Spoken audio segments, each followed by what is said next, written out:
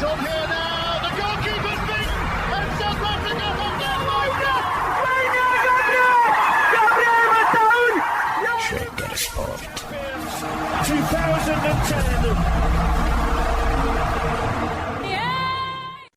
ሰላም ጤና ይስጥልን እንደምናላችሁ የተከበራችሁና የተወደዳችሁ የሸገር ስፖርት ዊዝ አበበ ግደይ የዩቲዩብ ቻናል ቤተሰቦቻችን በያላችሁበት እጅግ አስደሳች ጊዜን እያሳለፋችሁ እንደሆነ ተስፋ እናደርጋለን። መልካሙን ሁሉም ለናንተ እንመኛለን። ታዲያ ይህንን ሸገር ስፖርት ዊዝ አበበ ግደይ የሚለውን የዩቲዩብ ቻናላችንን ሰብስክራይብ አድርጉት፣ የደውል ምልክቱን ተጫኑትና አዳዲስ ፕሮግራሞችን ስንለቅ መልእክት ይድረሳችሁ።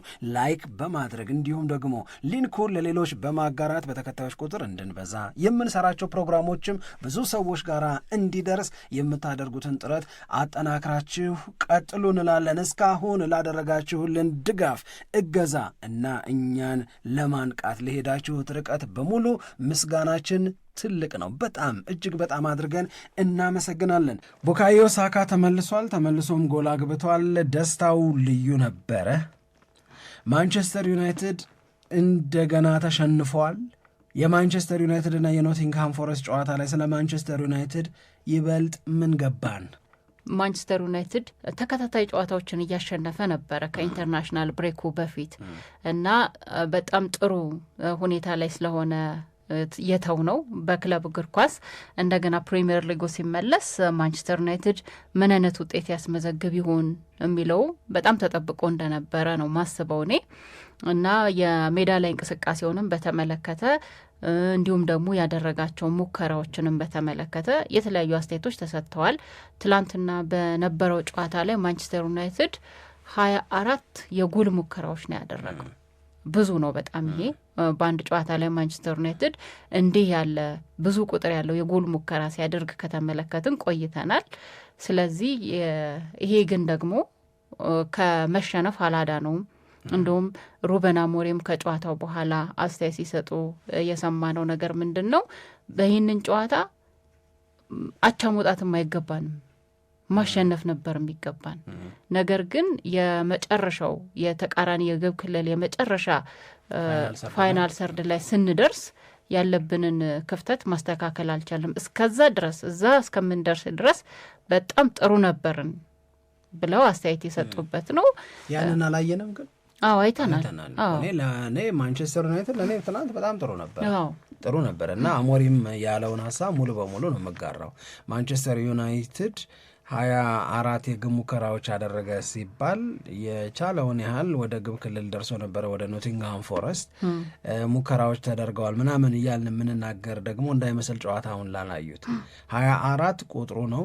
ነገር ግን ስቲል ደግሞ በማንቸስተር ዩናይትድ ቤት ውስጥ በትላንትናው ጨዋታ ሊነሳ የሚችለው ድክመት የአጥቂዎቹ ችግር ነው።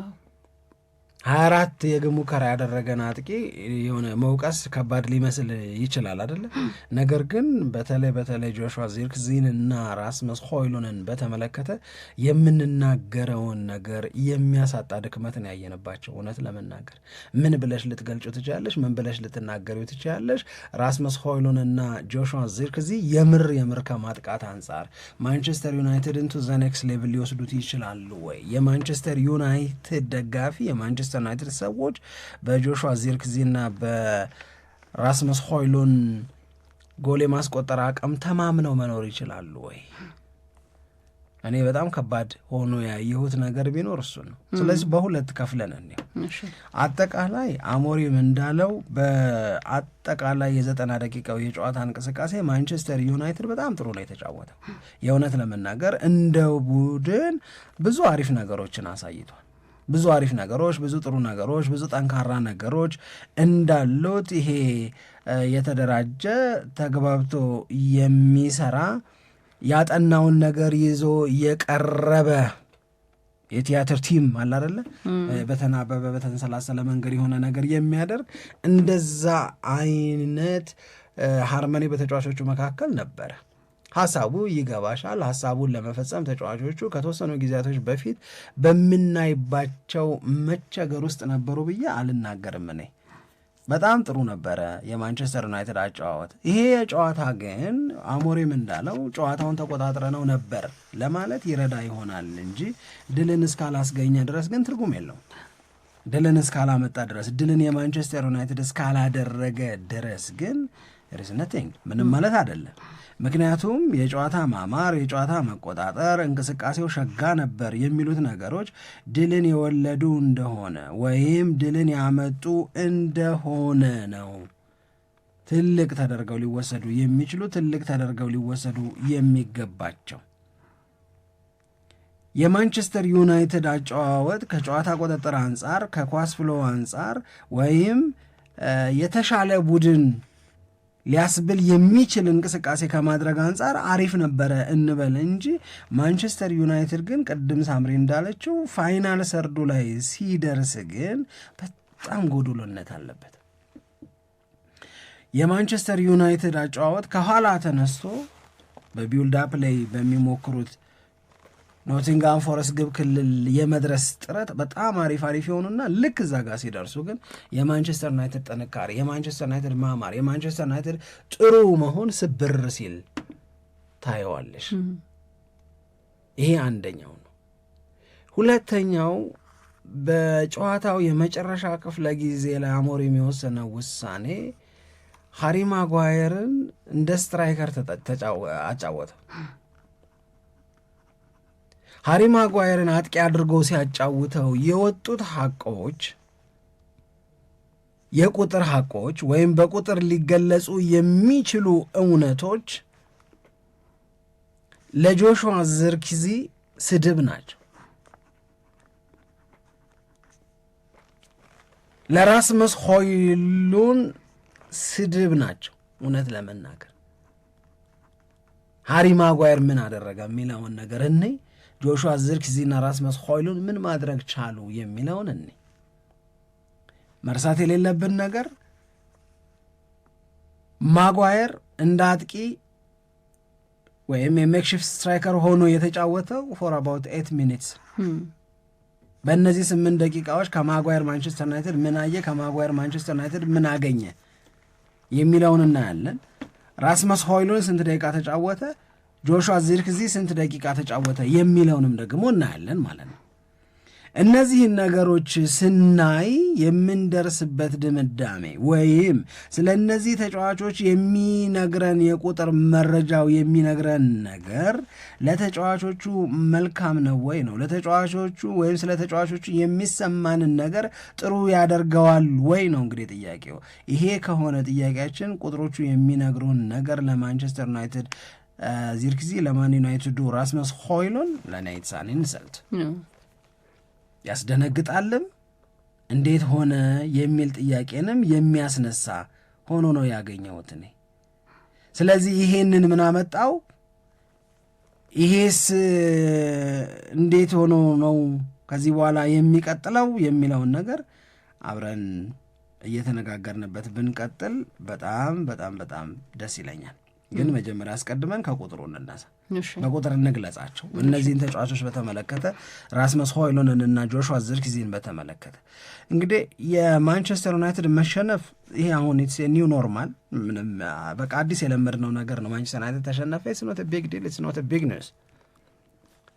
ገባሽ? ከዚህ በተደጋጋሚ ከመሸነፍ በዚህ በማንም ከመሸነፍ የሚወጣ ማንቸስተር ዩናይትድን ለመገንባት ጥረት እየተደረገ ነው። ጥረቱ አብቅቶ በቃ አሁን አሪፍ ቡድን ሆነናል እስኪሉን ነው እንጂ የምንጠብቀው በሂደት ውስጥ እንደነዚህ ያሉ መንገራገጮች ሊያጋጥሙ ይችላሉ። ቅድም እንዳልሹ ነው ከኢንተርናሽናል ብሬኩ በፊት ማንቸስተር ዩናይትድ በጣም በብዙ መንገድ በጥንካሬ የሚነሳ ነው። ከኢንተርናሽናል ብሬኩ በኋላ የመጀመሪያው ጨዋታ ላይ ተሸንፏል። ኢትስ ቬሪ አንፎርቹኔት። ማንቸስተር ዩናይትድ በቀጣይ የሚያደርጋቸው ጨዋታዎችም ደግሞ በጣም ከባድ ናቸው። ለምሳሌ እሁድ 12:30 ላይ ከማንሲቲ ጋር የማንቹኒያን ደርቢ ይደረጋል።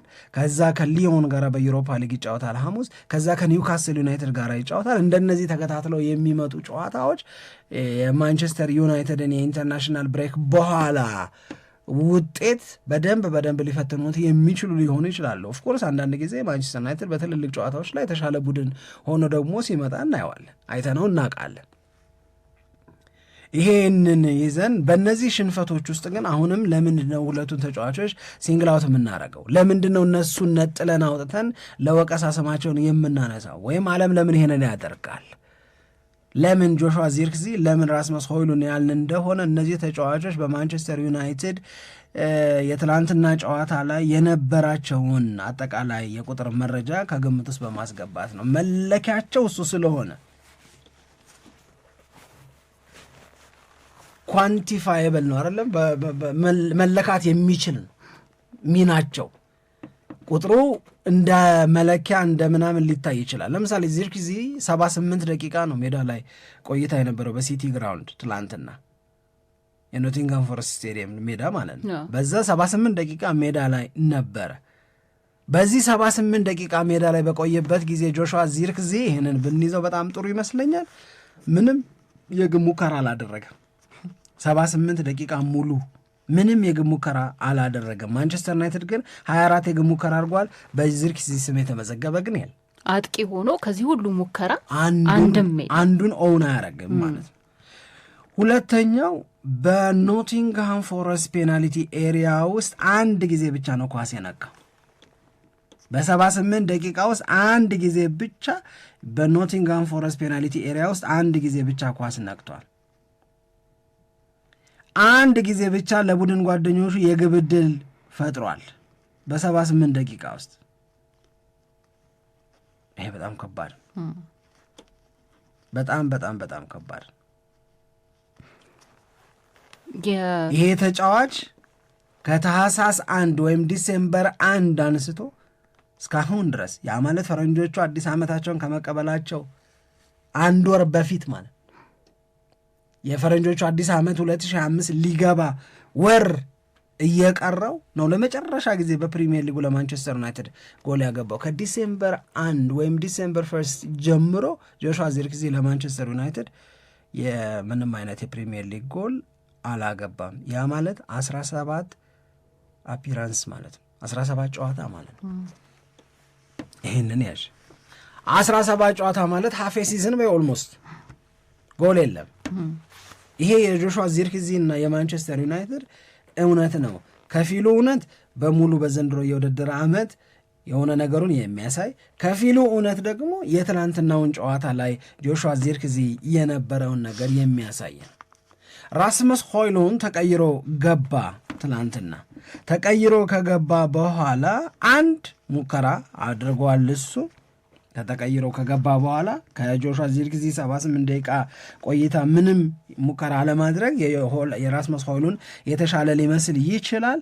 ከዛ በተጨማሪ ደግሞ ሌሎቹን ነገሮች ስናየው ብዙ የሚረባ ነገር አልነበረውም። እሱ ይሄ የግብ ዕድል መፍጠር፣ ለሌሎች ጓደኞቹ የተሻለ ሁኔታ ማድረግ፣ በቢውልዳፕ ላይ የሚደረገው ጥረት ላይ ማንቸስተር ዩናይትድ ከራስመስ ሆይሉንድ ተቀይሮ መግባት በኋላ ስትሮንግ እንዲሆን ማድረግ ላይ ምንም የረባ ነገር አላደረገም ነበረ ነው። ይሄ ከሆነ በኋላ ለምንድን ነው የሃሪ ማጓየር ተቀይሮ መግባት ለጆሹዋ ዚርክዚና ለራስመስ ሆይሉንድ ትልቅ ጉዳት ነው? ትልቅ ያሳበቀባቸው ወይም የተናገረባቸው እንዲታወቅባቸው ያደረገ ነገር አለ ስንል፣ ምክንያቱም እነዚህ ተጫዋቾች ጎል እንዲያስቆጥሩ የማንቸስተር ዩናይትድን ጎል የማስቆጠር አቅም ከፍ እንዲያደርጉ ነው ያ ሁሉ ገንዘብ ወጥቶ ክለቡን እንዲቀላቀሉ የተደረገው አይደል? ስለዚህ ከዚህ አንጻር ይህንን ያህል ጎዶሎ ካላቸው በእነሱ ቦታ ሲጫወት ጭራሽ የማናቀውን ሃሪ ማጓየርን ሜክሺፍት ስትራይከር አድርጎ አሞሪም እንዲጫወት እድል ሰጠው። ማጓየር 8 ደቂቃ ነው በዚህ ባልተለመደ ቦታ የቆየው ወይም የተጫወተው። በቃ ኢመርጀንሲ ሴንተር ፎርዋርድ ሆኖ ነው የተጫወተው ማለት ነው ሃሪ ማጓየር። በእነዚህ ጊዜያቶቹ 3 ሙከራ አደረገ። ጆሹዋ ዚርክዚ 78 ደቂቃ ቆይቶ 0 ሾት ነው ወደ ግብ ያደረገው። ራስመስ ሆይሉንድ ተቀይሮ ከገባ በኋላ 1 ነው ያደረገው። በ8 ደቂቃ ውስጥ አጥቂ ሆኖ ተጫውቶ የማያውቀው ሃሪ ማጓየር 3 ሙከራ አደረገ። አንድ ልዩነት ያዥ ለእነዚህ ልጆች ይሄ ምን ማለት እንደሚሆን በደንብ አድርገው ስለሚያሳይ። ሁለተኛ በተቃራኒው የኖቲንጋም ፎረስት የግብ ክልል ውስጥ 6 ጊዜ ኳስ ነካ ሃሪ ማጓየር። ጆሹዋ ዚርክዚ በ78 ደቂቃ ውስጥ ስንት የነካ ነው ያልነው? አንድ ጊዜ። ይሄ በ8 ደቂቃ ውስጥ ስንት ነካ? 6 ጊዜ ነክቷል። ሃሪ ማጓየር ሆኖ ነው እኮ እያሰብን ነው ይህንን መስማት ያለብን። ይሄ በጣም ከባድ ነው የእውነት ለመናገር። በነዛ 8 ደቂቃዎች ውስጥ ሃሪ ማጓየር ምን ያህል ኤክስጂ ነበረው ወይም ምን ያህል ኤክስፔክትድ ጎልስ ነበረው ስንል ወይም ለጎል የቀረቡ እድሎች ጎል ይሆናሉ ተብሎ የሚጠበቁ እድሎች ምን ያህል ነበሩት ስቲ 0.59 ማለት ነው። 0.59 ኤክስጂ ነበረው ሃሪ ማጓየር በነዛ 8 ደቂቃዎች ውስጥ። ይህንን ከራስመስ ሆይሉንድ የኤክስጂ ወይም ኤክስፔክትድ ጎልስ ቁጥር ጋር ስታነጻጽሩ ባለፉት 15 የማንቸስተር ዩናይትድ ጨዋታዎች ላይ እዚህ ቁጥር ላይ አልደረሰም። በ15 ጨዋታ እሱ ያልደረሰበትን በ15 አፒራንስ ያልደረሰበትን ሃሪ ማጓየር በ8 ደቂቃ አሴ ሜክሺፍት ስትራይከር እየተጫወተ ማድረግ ችሏል፣ ማሳካት ችሏል። ምንድን ነው የሚነግረን? ይሄ ምንድን ነው የሚያስረዳን? ምንድን ነው እንዲገባን የሚያደርገው? ስታቶቹ ወይም የቁጥር መረጃዎቹ ለሁለቱ የማንቸስተር ዩናይትድ ተጫዋቾች ለጆሹዋ ዚርክዚና ለራስመስ ሆይሉንድ አዋራጅ አይደሉም ወይ? በጣም ይሄ ለሁለቱ የአጥቂ መስመር ተጫዋቾች ምን ያክል ክፍተት እንዳለባቸው በደንብ ነው የሚያሳየው። ደግሞ እኔን የገረመኝ ነገር ባለፉት ጨዋታዎች ላይ ዚርክዚ እየተመለሰ ነበር ጥሩ እየሆነ ነው ተብሎ አስተያየት ሲሰጥ ነበረ። ስትራይከርም እንኳን ባይሆን ይሄ በሊንክ አፕ ላይ ያለውን ኳሊቲ ዴሊቨር እያረገ ነበር እና ያንን ኮንሲስተንሲ ጠብቆ መቆየት የሚያቀታቸው እነዚህ ተጫዋቾች ለምንድን ነው የሚል ጥያቄ እንድታነሳ ያደርግሃል። የዩሮፓ ሊግ ጨዋታ ላይ ነው ትንሽ መሻሻሎችን አይተን አንተ እንደውም በዚህ ጨዋታ ላይ ጥሩ ነው ብለህ ራስመስ ሆይሉንድን ስታደንቀው ነበር። እዛም ላይ የራሱን ጥረቶች አድርጓል። ግን እንደገና ያንን ያደረገውን ጥረትና ያደነቅነውን ነገር ወደ ኋላ የሚጎትት ነገር ምንድን ነው የተፈጠረው ብለህ እንድታስብ የሚያደርግ ነው። አሁን ይህንን የእነዚህን ሁለት አጥቂዎች በተመለከተ ሩበን አሞሪም ሃሪ ማጓየርን በቃ ልሞክር እንግዲህ ያለኝ አማራጭ ይሄ ነው ብለው እኔ በጣም ዊርድ ውሳኔ በጣም ዊርድ ነው። ግን ከዚህ በፊት ማይኖን ነው አይደል አጥቂ አድርገው ተጫውተው አስገብተው ግን እኔ አሁን ለምሳሌ ሜክሺፍት ስትራይከር ላርግብል ከማንቸስተር ዩናይትድ ተጫዋቾች እንደው በቅደም ተከተል ገሌል ሞክረው እያልኩኝ ቢሄድ ሃሪ ማጓየር መጨረሻ ከመሞክራቸው ተጫዋቾች አንዱ የሚሆን ነው የሚመስለኝ። እንደ አጥቂ ልታስበው የምትችለው አይደል፣ በፍጹም አይደለም። ግን ያንን ሙከራ አድርገው መጥፎ አይደለም ውጤቱ፣ መጥፎ አልሆነ፣ መጥፎ አረገባቸው እንጂ ለነዚህ እርክዚ ለነሱ ግን እንዳልከው ደግሞ እኔ በጣም በዚህ ጨዋታ ላይ ማንቸስተር ዩናይትድ አጥቅቶ ባይጫወት ኖሮ እና እነዚህ ተጫዋቾች ሙከራ አላደረጉም ብንል የፊት መስመር ተጫዋቾች ስለሆኑ እንደው ልንረዳው እንችላለን። ግን ማንቸስተር ዩናይትድ ቅድም እንዳነሳ ነው 24 የጎል ሙከራ ነው ያደረገው። ከነዚህ የጎል ሙከራ ውስጥ የአጥቂ መስመር ተጫዋቾች ምንም አስተዋጽኦ አላደረጉም፣ ዜሮ ናቸው ተብሎ ሲገለጽ ግን በጣም በጣም ሌላ ምስል የሚሰጥ ነው የሚመስለኝ እኔ ሳስበው። እና አንዱ ፖዘቲቭ ነገር ምንድነው የሚታየኝ ለኔ ለማንቸስተር ዩናይትድ ዘ ሲስተም ስታር ወርኪንግ ይመስለኛል። አሁን የአሞሪም ሲስተም መስራት መጀመሩን አይተናል። እንደ ቲም ማንቸስተር ዩናይትድ ከዚህ ከፋይናል ሰርድ እንቅስቃሴው ጎል ማስቆጠር ካለመቻል ምናምን ጋር በቃ ዋናው ነገር ቢጎድልም ሲስተሙ እዛ የሚያደርሰው ሲስተሙ ኖቲንግሃም ፎረስት ግብ ክልል ጋር የሚወስደው ሲስተም ግን አይ ቲንክ ኢት ስታርትስ ወርኪንግ ይመስለኛል። ለእኔ እንደዛ ነው የተሰማኝ። ምክንያቱም እንደ ቡድን አሁን ማንቸስተር ዩናይትድ አይተሹ ግራ የሚገባሽ የእግር ኳስ መሰረታዊ እውቀት የሌላቸው ሰዎች የማንቸስተር ዩናይትድን ማሊያ ለብሰው የሚጫወቱ የሚመስልሽ ነገር አሁን የለም፣ የእውነት የለም። ጌሙን ብታዩ ኳስ ቁጥጥር አሪፍ ነው፣ ጌም ቁጥጥር በጣም አሪፍ ናቸው። ፓሶቻቸው ቶሎ ቶሎ የሚበላሹ አይደሉም። ይሄ ክሉለስ የሆነ አላረለ የሚደረገው ነገር የሚሆነው ነገር የሚፈጸመው ነገር የታሰበው ነገር ያልገባው ሰው እንደዛ አይነት ሰዎች ሆነው አላየኋቸውም። they tried their best and they were the best። ጎል ነው የሌለው፣ ጎል የለውም። በቃ እዛ ጋ ነው አሁን። እዛ ጋ አሁን ማንን እንወቀስ? አሞሪምን ነው የምንወቅሰው ለመሰለሽ። ዚርክዚን አሞሪም አላስፈረመውም፣ ራስመስ ሆይሉንድን አሞሪም አላስፈረመውም። እነዚህ ተጫዋቾች በዚህ ሂደት ወደ ኖቲንግሃም ፎረስት የግብ ክልል የመድረስ ችግር የሌለበትን ማንቸስተር ዩናይትድ ከዛ በኋላ ያለው ኃላፊነት እኮ የእነሱ ነበር። እዛ ጋር ነው እየከሸፈ ያለው ማንቸስተር ዩናይትድ የእውነት ለመናገር። ከዛ በኋላ ማጓየርን ሲያገባው ሲስተም የተሻለ የሚሰራ ከሆነ ማን ነው ብሌም የማረገው? አሞሪምን ነው ብሌም የማረገው ወይንስ ተጫዋቾቹን ግለሰቦቹን ብሌም የማረገው? ምክንያቱም ይህንን ማጓየር የሚባል በሴንተር ባክነት የሚጫወት ተጫዋች ሌስተር ሲቲም እያለ እዛው ነው፣ ዩናይትድም እያለ እዛው ነው፣ ለናሽናል ቲምም በዛው ሮል ነው የሚጫወት። አሴ ሜክሺፍት ስትራይከር እሱን መጠቀም ሲጀምር ቁጥሮቹ ቡስት ማድረግ ከጀመሩ ለምን ዚርክዚ ላይ ለምን ዳውን ሆነ? ለምን ሆይሉን ላይ ለምን ዳውን ሆነ? ገባሽ? ናቹራሊ ስትራይከር ያልሆነ ሰው ሞር ፋንክሽናል እንዴት ሊሆን ቻለ? ገብቶሻል? ያ አንድ በ78 ደቂቃ አንድ የሚነካውን ኳስ ይሄ በ8 ደቂቃ 6 ደቂቃ ነካ። ኦልሞስት ኤቭሪ ሚኒትስ ላይ ኳስ ኖቲንግሃም ፎረስት ግብ ክልል ውስጥ ይነካ ነበረ ማለት ነው። ያ ምንም ሳይሞክር ወጥቶ 78 ደቂቃ ኖሮት ይሄ በ8 ደቂቃ ውስጥ 3 ሞክሯል። 0.59 ኤክስጂ ሬጂስተር ማድረግ ቻለ። ማን? ማጓየር። ከዛ ራስመስ ሆይሉንድ በ15 ጨዋታ ካደረገው ጋራ የማጓየር የትላንቷ ትበልጣለች ነው እያልኩሻለሁ። እና ምንድን ነው የሚነግርሽ?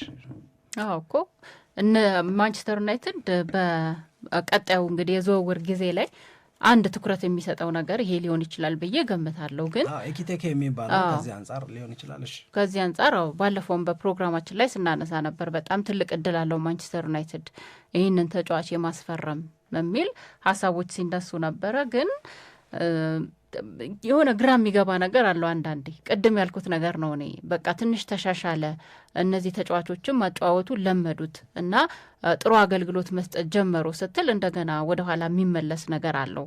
አንደኛ እሱ ነው። ሁለተኛ ደግሞ አሞሪምስ ልክ ባለፈው ያነሳ ነው ካዚሚሮ ላይ የተረዳውን ነገር እነዚህ ተጫዋቾች ላይ ማግኘት አልቻለም ማለት ነው የሚልም ነገር እንዳስብ አድርጎኛል። ማለት የተጫዋቾቼን ካራክተር እኔም መረዳት ጀመርኩኝ እና በዛ በተረዳሁት መንገድ ደግሞ የመጫወት ኃላፊነት ስሰጣቸው የበለጠ ጨዋታ ላይ የሚያሳዩት እንቅስቃሴ የተሻለ ሆነ ብሎ አስተያየት ሲሰጥ ነበር። ይህንን እንደውም በምሳሌነት የተጠቀመው ካዚሜሮን ነው። ስለዚህ እነዚህ ተጫዋቾች ላይ አንድም ወያንን ነገር ፈልጎ ማግኘት አልተቻለም፣ ሁለትም ደግሞ እንግዲህ ተረዳሁት ባለውና እነሱ እንዲወጡ በተሰጣቸው ኃላፊነት ላይ ምንም አይነት ለውጥ ማምጣት አልቻሉም ማለት ነው። ምክንያቱም ተደጋጋሚ ሆነ። አሁን ባለፈው ልክ ማይኖን አጥቂ አድርጎ በተጠቀመ ጊዜ ይህንን አይነት አስተያየት ነበር ሲሰጥ የነበረው። በእርግጥ እንደ ማጓየር ላይገርመን ይችላል ማይኖን ወደፊት መስመር ማምጣት፣ ግን ያም ቢሆን ያልተለመደ ውሳኔ ነው እና በጊዜው ለእነዚህ ለሁለት አጥቂዎች ምን ማለት ነው አንድ የእነሱን ኃላፊነት መወጣት ስላቃታቸው በሌላ መስመር ላይ በሌላ ቦታ ላይ ግዴታውን መወጣት ያለበት ተጫዋች የእነሱን ቦታ እንዲሸፍን ሲደረግ፣ ያ ደግሞ ማለት እነሱ ጤነኛ ሆኖ ጉዳትም ሳያጋጥማቸው እና የተለየ መልክ እንዲኖረው ያደርጋል ብለን ስንናገር ነበር። ተመሳሳይ ነገር ነው በትላንትናም ጨዋታ ላይ የተከሰተው። ለማንኛውም ግን አሁን ማንቸስተር ዩናይትድ ከዚህ በኋላ በሚኖሩት ጨዋታዎች ላይ የሚያደርገው እንቅስቃሴ አንድም ይሄ አንወንትድ ከሚባሉት ሪከርዶች ጋር በተያያዘ ነገሮች በቃ ይበልጥ እንዳይባባሱ ጥረት የሚያደርግበት ነው ተብሎም ደግሞ አስተያየት እየተሰጠ ነው። እስካሁን ድረስ ባደረጋቸው 30 ጨዋታዎች 37 ነጥቦችን የሰበሰበው ያው የማንቸስተር ዩናይትድ ጥሩ ያልሆነ የውድድር ዓመት ስለሆነ እንረዳዋለን መቼም ብዙ አይደለ። አሁን ከሪካርዶች ጋር በተያያዘ ስለ ማንቸስተር ዩናይትድ የሆነ ነገር ብናነሳ ብዙ የሚገርም ነገር ያለው አይመስለኝም። በተደጋጋሚ 13ኛ ሽንፈቱ ነው። ከነዚህ ከቀደም እንደተናገርኩት ከ30 ጨዋታዎች 37 ነጥቦችን የሰበሰበው በእያንዳንዱ ጨዋታ ላይ 1.23 ነጥቦችን ያገኝ ነበር ማለት ነው በዚህኛው የውድድር ዓመት እና ማንቸስተር ዩናይትድ ትንሽ የነጥቦችን ሰብስቦ ያጠናቀቀው የውድድር ዓመት ላይ 58 ነጥቦችን የሰበሰበበት ነው። ያም በ2021-22 የውድድር ዓመት ኦሊ ጉናር ሶልሻርና ራግኒክ አንድ ላይ ሆነው የሰሩበት የውድድር ዓመት ነበረ።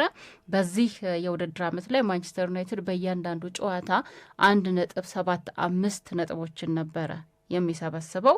ስለዚህ አጠቃላይ ነጥቦች የውድድር ዓመቱ ሲጠናቀቅ 58 ነጥቦች ነበሩት እና ከዚህ በኋላ ማንቸስተር ዩናይትድ ይህንን 58 አይደርስም 58 ነጥቦች ነበር። አሁን ከዚህ በኋላ ነው የምልሽ እኮ እሱ ነው 58 ለመድረስ ግን የሚቀሩትን 7 ጨዋታዎች በሙሉ ማሸነፍ ይጠበቅበታል ማለት ነው። 8 ነው የሚቀረው እኮ 8 ነው የሚቀረው አዎ እና 7ቱን ማሸነፍ ይጠበቅበት ከ8ቱ 7ቱን ማሸነፍ ይጠበቅበታል።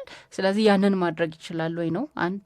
ስለዚህ ከዚህኛው ሪከርድ ጋራ ቢያንስ ይህንን ሪከርድ ላለመጋራትና ከዛም በታች ሆኖ ላለመጨረስ የሚያደርገው ጥረት ይሆናል ማለት ነው። ይሄ ይሆናል አይሆንም የሚለውን እንግዲህ እናያለን። ግን የማይሆን ከሆነ በጣም አስከፊው የውድድር ዓመት ተብሎ ይጠራል ማለት ነው ለማንቸስተር ዩናይትድ።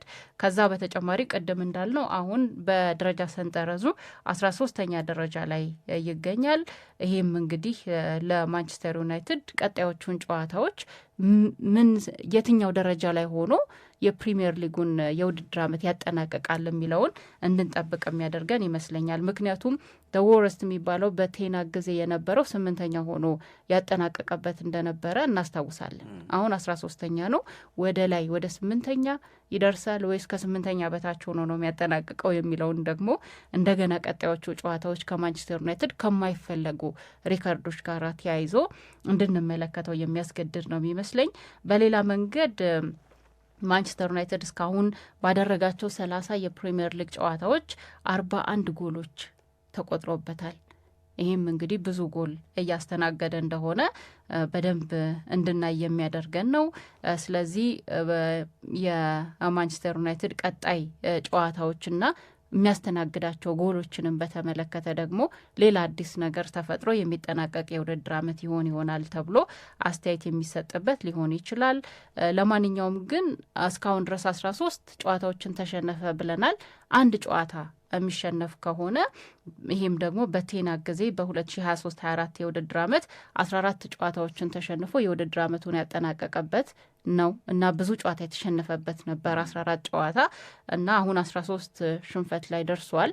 በቀሪዎቹ ጨዋታዎች ላይ አንድ ጨዋታ ከተሸነፈ ከዛ ሪከርድ ጋር ይስተካከላል ማለት ነው። ተጨማሪ ጨዋታዎችን የሚሸነፍ ከሆነ ደግሞ በውድድር ዓመቱ ብዙ ጨዋታዎችን ተሸንፎ የሚያጠናቅቀው የውድድር ዓመት ይሆናል ማለት ነው እና ለማንቸስተር ዩናይትድ ቀጣዮቹ ጨዋታዎች ከማይፈለጉ ሪከርዶች ጋር ተያይዘው የሚጠበቁ እንደሆነ ማስተዋል እንችላለን ለማለት ፈልጌ ነው። ቁጥሮቹ እውነት ናቸው። ቁጥር ውስጥ እውነት ነው ያለው። ግን እኔ ማንቸስተር ዩናይትድ በሆን እኔ አልጨነቅም ለእነዚህ። አሁን እውነት ንገረኝ ካልሽ የማልጨነቅባቸውን 2 ወይም 3 ምክንያቶች ላስቀምጥ እችላለሁ። የመጀመሪያው ነገር ለምሳሌ አሁን የጠቀስሽው ማንቸስተር ዩናይትድ ከቀሩት 8 ጨዋታዎች በ7ቱ ካላሸነፈ በስተቀረ 58 ነጥብ ሰብስቦ ደካማው ከተባለው ማንቸስተር ዩናይትድ የባሰበት ሊሆን ነው አልሽ። እውነት ነው። ማንቸስተር ዩናይትድ የገባበትን የጎል ብዛት አንስተሽ ይህን ያህል ጎል ገብቶበታል፣ ከዚህ በኋላ በሚደረጉ ጨዋታዎች ላይ የሚገባበት ጎል ብዙ ጎል የገባበት ደካማ ማንቸስተር ዩናይትድ ሊባል ነው አልሽ። ይህም እውነት ነው። እንደዚሁም 13 የተሸንፏል። ከዚህ በኋላ አንድ የሚሸነፍ ከሆነ ከቴንሃግ ያለፈው የውድድር ዓመት 14 ሽንፈት ጋር እኩል ይሆናል። ከአንድ በላይ የሚሸነፍ ከሆነ ለምሳሌ ከሲቲ ከኒውካስል ጋር ሲጫወት በሁለቱም ጨዋታዎች የሚሸነፍ ከሆነ የአምናውን መጥፎ ሪከርድ ይበለጠ መጥፎ ያደርገዋል ምናምን። እውነት ነው። እነዚህ ሁሉ እውነቶች ናቸው። ነገር ግን እኔ አያስጨንቀኝም ምለው ወይም ሊያስጨንቃቸው አይገባም የማንቸስተር ዩናይትድ ደጋፊዎችንና ሰዎችን የምልበትን ምክንያት የምነግርሽ ቢተርፍ እስከዚህ አሁን ለምሳሌ 13 ጨዋታ ተሸንፎ 14ተኛውን ሳይሸነፍ ቢቀርስ ልትደሰች ነው? ለማንቸስተር ዩናይትድ ይሄንን ታሪክ በቃ ይሄንን ታሪክ መፎካከር በራሱ ፌለሪቲ ለእኔ ገብቶሻል እምልሽ 13 የተሸነፈሽ ለ14ተኛ ሽንፈት ለምን ትጨነቂያለሽ? 13 እኮ መሸነፍ የሌለበት ቡድን ነው ማንቸስተር ዩናይትድ። ለማንቸስተር ዩናይትድ ታሪክ 13 የመሸነፍም አይመጥንም። ለማንቸስተር ዩናይትድ ክብር፣ ለማንቸስተር ዩናይትድ በእንግሊዝ ፕሪሚየር ሊግ ውስጥ ላለው ሞገስ 58 ነጥብ መሰብሰብ መቻል ኢትስ አን ኢንሰልት በራሱ 58 ነጥብ ሰብስበሽ ከራልፍ ራኒክና ከኦሌጎና ሶልሻ 57 እና 58 ነጥብ ከሰበሰቡበት ጋር የተስተካከለ ምናምን ሆኗል ምናምን ብለሽ ለመደሰት የምትዘጋጂ ከሆነ ቡድኑ የሚገኝበትን ዝቅታ ተቀብለሽዋል ማለት ነው። እኔ የማንቸስተር ዩናይትድ ሰዎች ሊቀበሉት የማይገባ የክለቡ ሀቅ አለ። ይሄን ሀቅ ሙሉ በሙሉ ነው መቀየር ያለበት። የማንቸስተር ዩናይትድን ግሎሪ ታይም ነው እንጂ መመለስ ያለብሽ ካለፈው ዓመት ሽንፈታችን ጋር ሲነጻጸር የአሁኑ በአንድ ያንሳል እያልሽ ልትደሰች ነው እንደሆኑ የመንግስት ሪፖርት ልክ እኮ አይደል? ያም ችግር ነው ይሄም ችግር ነው። የአምናው ችግር ግን ከዘንድሮ ችግር የበለጠ ነበር ብሎ መደሰት አለን ነው? ከችግር መውጣት ነው የሚጠቅም። ችግሩን እንዲያበቃ ማድረግ ነው። ምክንያቱም የአምናው ችግር ከዘንድሮ ይልቅ በጥቂት የባሰ ስለነበረ ሰዎች ስቲል ሰፈር እያደረጉ ከሆነ ይሄ ሪፖርት አስደሳች ሊሆን አይችልም።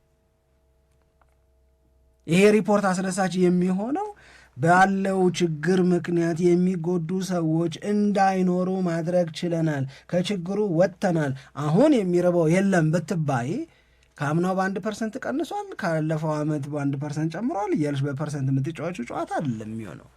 ኢን ሪያሊቲ ሰዎች ሰፈር እያደረጉ እስከሆነ ድረስ ሰክሰስ አይደለም። እሱ ሰክሰስ ነው፣ ሊትል ቢት ሊመስል የሚችል ነገር አለው፣ ነገር ግን የሚያኩራራ ግን አይደለም ቢያንስ። ምክንያቱም ሰዎች እየሞቱ ከሆነ ሰዎች ስቲል እየራባቸው ከሆነ ሰዎች ስቲል እየተቸገሩ ከሆነ ዜራር ኩዌስችንስ ያልመለስሻቸው አሉ ማለት ገብቶሻል። አሁን እኮ አሁን አሴት ስታንድስ ራይት ነው። አሁን ባለበት ብትወስጁ እኮ ማንቸስተር ዩናይትድ አምና 14 የነበረ የተሸነፈው ዘንድሮ 13 ነው የተሸነፈው ብለሽ በ13 ሽንፈት ቢያልቅልሽ ከአምናው ቢያንስ በአንድ ሽንፈት አንሰናል ብለሽ ልትደሰቻት ሲም። ይሄ ከሆነ ማንቸስተር ዩናይትድ አልገባሽም። ይሄ ከሆነ የማንቸስተር ዩናይትድን ግሎሪ ታይም አታቂ። ይሄ ከሆነ የማንቸስተር ዩናይትድ የሀያልነት ዘመን አልናፈቀሽም፣ አልገባሽም ማለት ነው። ለእኔ የሚገባኝ እንደዛ ነው። ማንቸስተር ዩናይትድ በሙሉ ሲዝኑ ከ3 ከ4 ጊዜ በላይ መሸነፍ የማይፈቀድለት ቡድን እኮ ነው። አሁን 14ን 15 ልታረጊው ትችላለሽ፣ 15ን 16 ልታረጊው ትችላለሽ። ኖ በቃ ስር ነቀል የሆነ ከዚህ የሽንፈት መጠን መውጣት የሚያስችል ማንቸስተር ዩናይትድ በደረጃ ሰንጠረዡ 13ኛ ነው። አሁን የውድድር ዓመቱ ሲያበቃ 16ኛ ሊሆን ይችላል። 8ኛ እኮ ሲያስደነግጠን ነበር አይደል? ለመጀመሪያ ጊዜ ማንቸስተር ዩናይትድ 8ኛ ሆነ ምናምን ስንል ነበር። 8ኝነት ውድቀት ከነበረ ማንቸስተር ዩናይትድ ምን ቢለምድ ነው 8ኝነትን ደህና ነው ምናምን ያላለው ስትይ ታላቅ ስለነበረ በጣም አቺፍ የሚያደርግ ክለብ ስለነበረ ነው። ስለዚህ 58 ነጥብ ላይ መድረስን ታርጌት ሲያደርግ አንድ የማንቸስተር ዩናይትድ ደጋፊ ፌለሪቲውን አክሰፕት አድርጓል ብዬ ነው ማምነው። እኔ ይባላሽ ምንም አይወርድም ማንቸስተር ዩናይትድ በእርግጠኝነት አይወርድም። ማንቸስተር ዩናይትድ በሚቀጥለው የውድድር ዓመት ፕሪሚየር ሊጉ ላይ አለ። ለዚህ በመጨነቅ ሳይሆን የበለጠውን ጭንቀት የበለጠውን ትኩረት መስጠት ያለበት ይሄ የውድድር ዓመት ማንቸስተር ዩናይትድ ለመጨረሻ ጊዜ ሲቸገር የምናይበት የውድድር ዓመት እንዲሆን ማድረግ አለባቸው። እነማን? እነ ሰር ጂም ራትክሊፍ፣ እነ አሞሪም ምን በማድረግ ቡድኑ ላይ ከፍተኛ ማሻሻል በማምጣት ከፍተኛ ማሻሻል በምን ሲስተሙ ሞር ፋንክሽናል እንዲሆን በማድረግ ከፍተኛ ለውጥ በምን ፐርሰናል ቼንጆች ማድረግ። የፐርሰናል ቼንጆች ማለት ምንድን ነው? የሚወጡ ተጫዋቾችን ጨርግዶ ማስወጣት። እሽሩሩ እያልሽ የምታስተማመሚው ምናምን አላለ። የሚወጡትን አስወጥተሽ ያው የጥንቃቄ አካሄድ ማድረግ እንዳለበት ከዚህ በፊት ስንነጋገር ስለነበረ ማለት ነው። ግን አሁን እዚህ ጋር ቁጭ ብለን አሁን አንቺ ስትይ ማንቸስተር ዩናይትድ ካለፈው ነገሩ እንደዚህ ምናምን ስትይ እውነት ነው፣ ግን ፔንፉል ነው እኮ። ፔንፉል ስለሆነ እኮ ነው እዛ ነገር ውስጥ መልሶ ላለመቆየት ቢያንስ ጥረት ማድረግ አለባቸው ብዬ የማስበው እኔ። ለምሳሌ ለማንቸስተር ዩናይትድ ቅድም እንደተናገር ነው 8ኛ ደረጃን ይዞ መጨረስ በጣም ፌለሪቲ ከሆነ 14ኛ ደረጃን ይዞ መጨረስ ደግሞ ከዛ የባሰ ነው። በጣም ነገሩ እየተባባሰ መሄዱን የሚያሳይ ነው።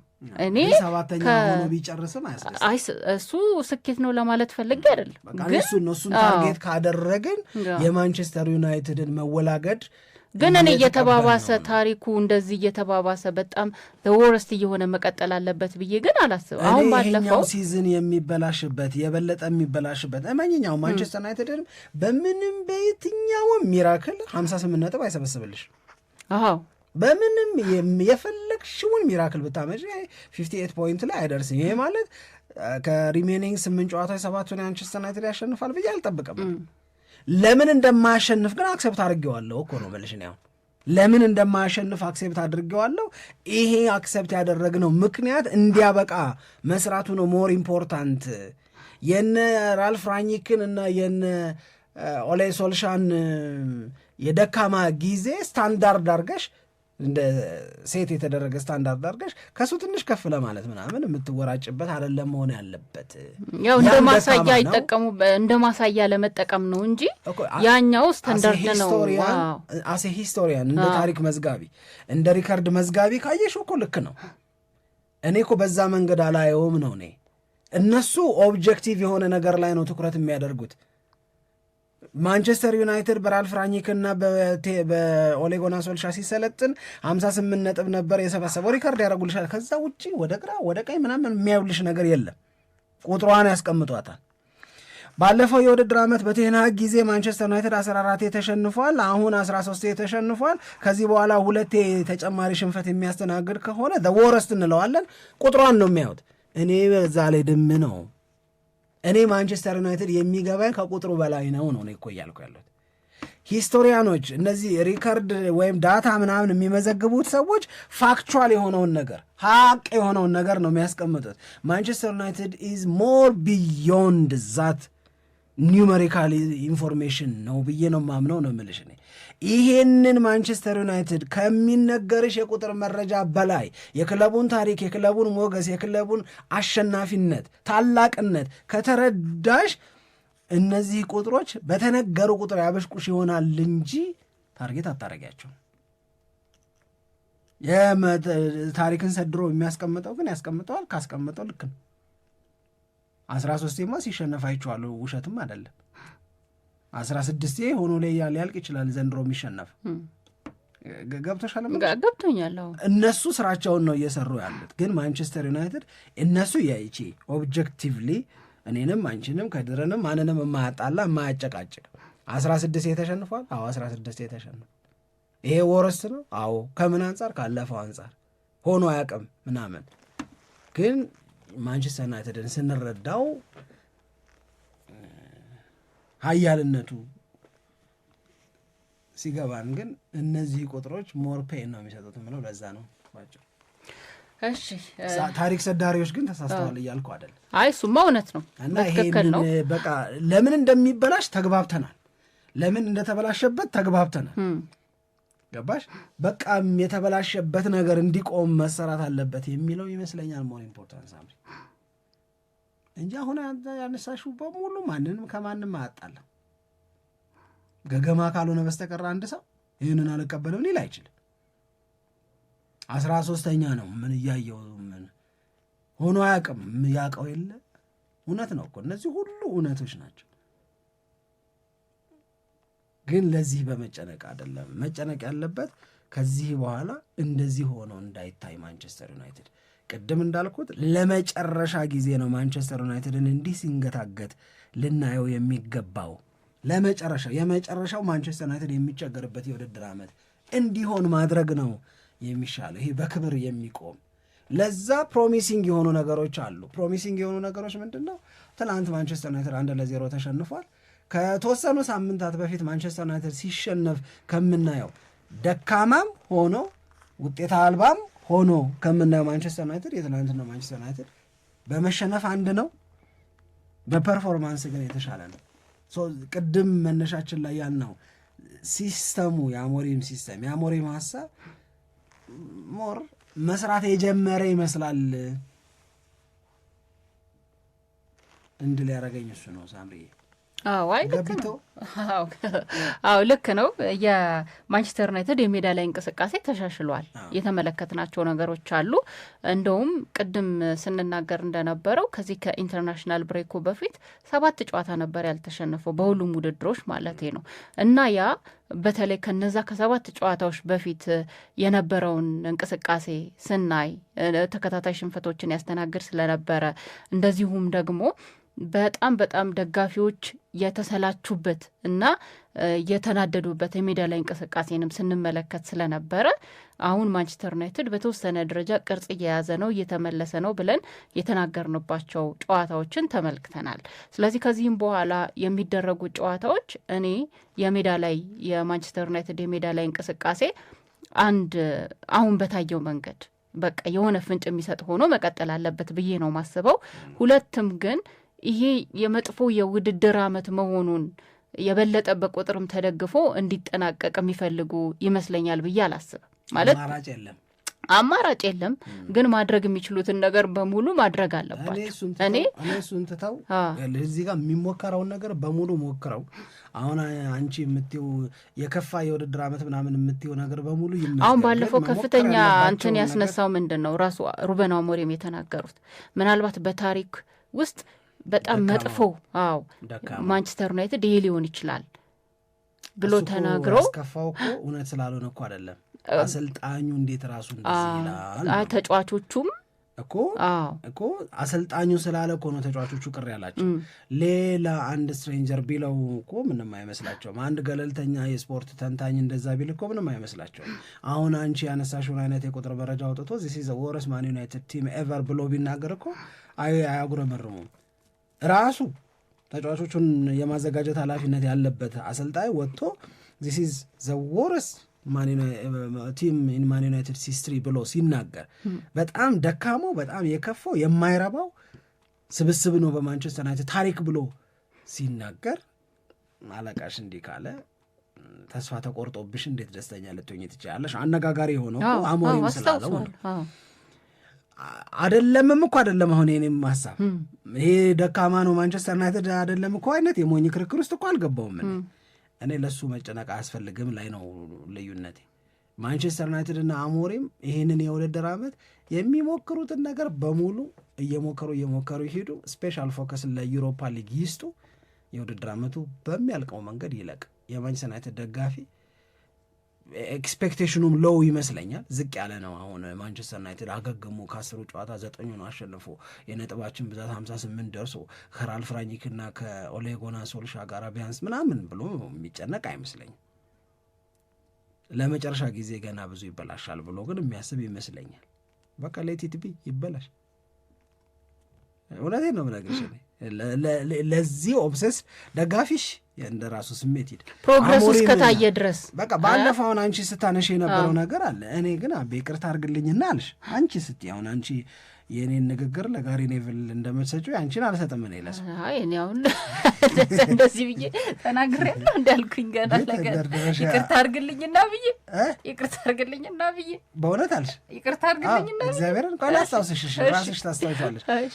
አሁን ይሄንን ስናገር እኮ ወርድ ባይ ወርድ ይቅርታ አድርግልኝና ስላላልሽ ሀሳቡ ያንቺ አይደለም ማለት አይደለም። ግን ይቅርታ አድርግልኝና ያልሽ ግን ይመስለኛል ትሁት ነው ያረኩሽ እንጂ መጥፎ አላረኩብሽም። ቀጥልሽ እኮ ይቅርታ ወይ መከራይ እና ይቅርታ አድርግልኝና እነዚህ ተጫዋቾች ዛሬ ፕሮፌሽናል ፉትቦለርስ አልሽ ማለት ፕሮፌሽናል እግር ኳስ ተጫዋቾች ናቸው።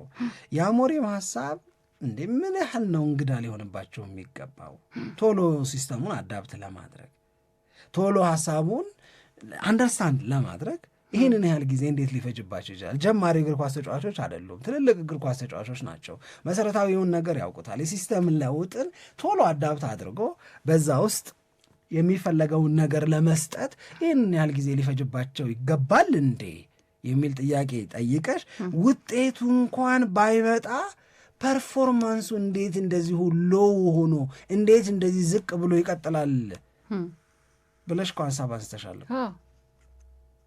ገብቶሻል ማለት አሁን የአንቺን ጥያቄ ቢያንስ እየመለሰ ነው ማንቸስተር ዩናይትድ። ውጤቱ እንኳን ባይመጣ የሜዳ ላይ እንቅስቃሴው ሸጋ ነው የሚለው ላይ ይመጣል። ለምን ዘገየ፣ እንዴት እስካሁን ይዘገያል ሌላ ጥያቄ ነው። ዘግይቶም ቢሆን ግን መጥቷል። ጥሩ እየተጫወተ አሪፍ እየሆነ አሰልጣኙም እንኳን መሸነፍ አቻ እንኳን አይገባንም ነበረ፣ ድል ነበረ ከእንቅስቃሴያችን አንጻር የሚገባን እስኪል ድረስ መስራት ጀምሯል ማለት ነው። እሱን ነው ተስፋ የማደርገው። እሱ እንዲቀጥል ቀሪውን 10 የፕሪሚየር ሊግ ጨዋታ የፈለገውን ነገር ይሞክርበት፣ ችግር የለብኝም እኔ። ገባሽ? መሞከር የማይፈልገው ጥንቃቄ የሚፈልገው ህይወት ያለው ነገር ያለው ዩሮፓ ሊግ ላይ ነው። ፕሪሚየር ሊግ ላይ ምንም ህይወት ያለው ነገር ለማንቸስተር ዩናይትድ የለም። ምንም ነው የምልሽ እኔ። አለ ካልሽ ንገሪኝ፣ 58 ነጥብ ምናምን እንዳትይኝ ግን ሌላ ነገር የለም የለም። እኔ ግን እንዳልኮ ነው የሚሰማኝ። እኔ የሚቻል ከሆነ የሚችሉ ከሆነ ከነዚህ ከመጥፎ ሪካርዶች ጋር የሚስተካከል ነገር የማይፈጠር ቢሆን ደስ ይለኛል። ግን የመሆን እድሉ ጠባብ ነው። እኔም እኮ ይሰማኛል እንደዛ። ለምሳሌ አሁን 13 ጨዋታ ነው እስካሁን የተሸነፈው፣ ሪካርዱ 14 ጨዋታ ነው ካልን ቀጣዮቹን ጨዋታዎች ስናስብ ጠንካራ ጨዋታዎችም እንዳሉበት ስንረዳ እንዳሉ ስንረዳ ከቀሪዎቹ ጨዋታዎች ማንቸስተር ዩናይትድ ሊሸነፍ እንደሚችል እገምታለሁ። አሁን አንቺ እሑድ ከሲቲ ጋር ሲጫወት ከዛ ደግሞ እንደገና በቀጣይ እሑድ ከኒውካስል ጋር ሲጫወት እሱን ነው እኮ በሌሎችም ጨዋታዎች አሁን ለምሳሌ ትናንት ኖቲንግሃም ፎረስት የተሸነፈው ሌላ ማንቸስተር ዩናይትድ አይሸነፍበትም ብለን በምናስበው ለምሳሌ ከብሬንትፎርድ ጋር ጨዋታ አለው ሊሸነፍ ይችላል፣ አናውቅም። ግን እንደውም ከአንድ በላይ ሽንፈት ሊያስተናግድ ይችላል ብዬ ነው የምገምተው።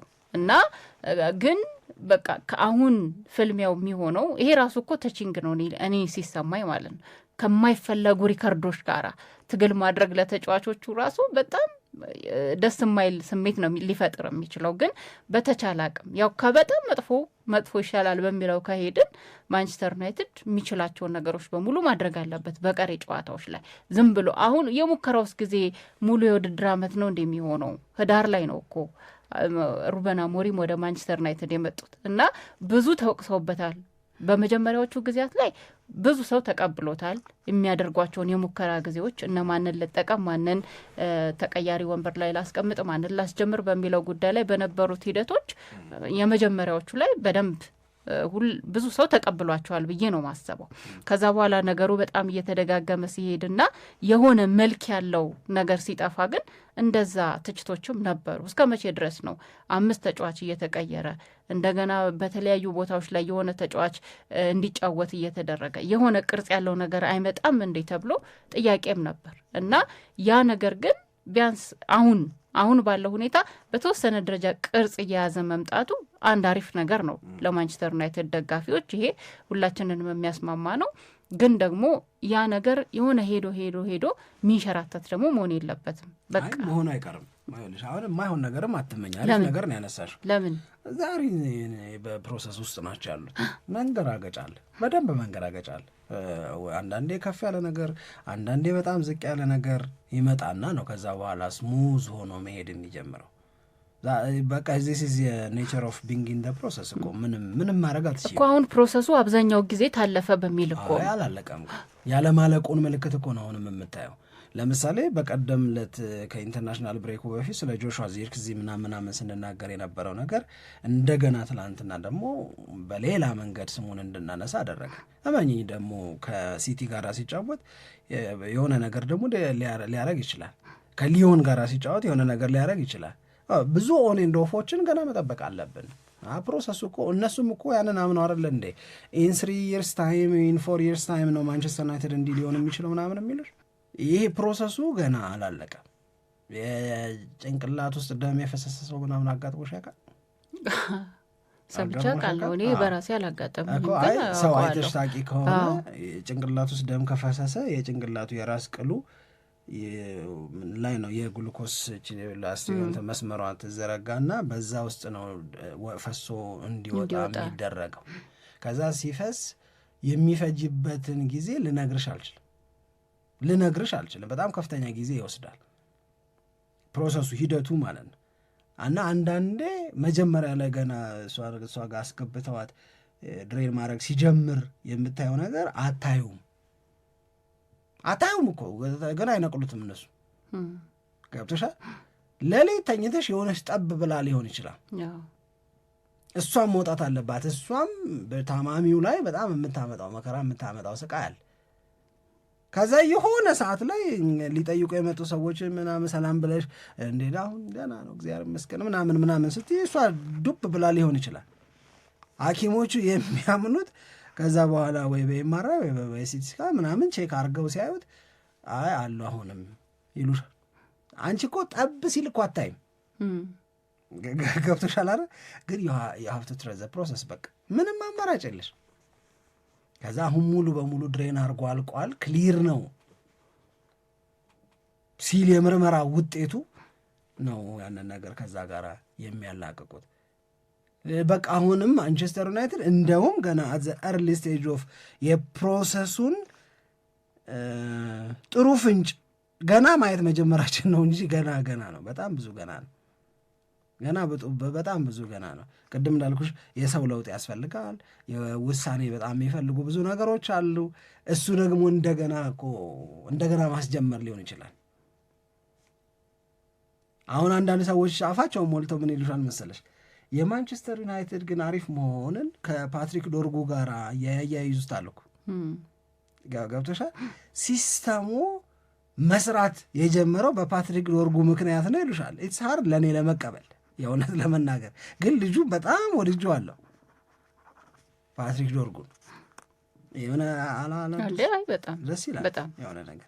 ስለዚህ እንደዚህ ያሉ 2-3 ነገሮች ጭማሪ ሲሆን ሲስተሙን የሚያውቁ ሲስተሙን አንደርስታንድ የሚያደርጉ ለሲስተሙ ኢምፕሊመንትድ መሆን ወይም መተግበር አይነተኛ ሚና ያላቸው ሰዎች ምናምን ሲጨማመሩ ደግሞ የበለጠ አሪፍ ሊሆን ይችላል።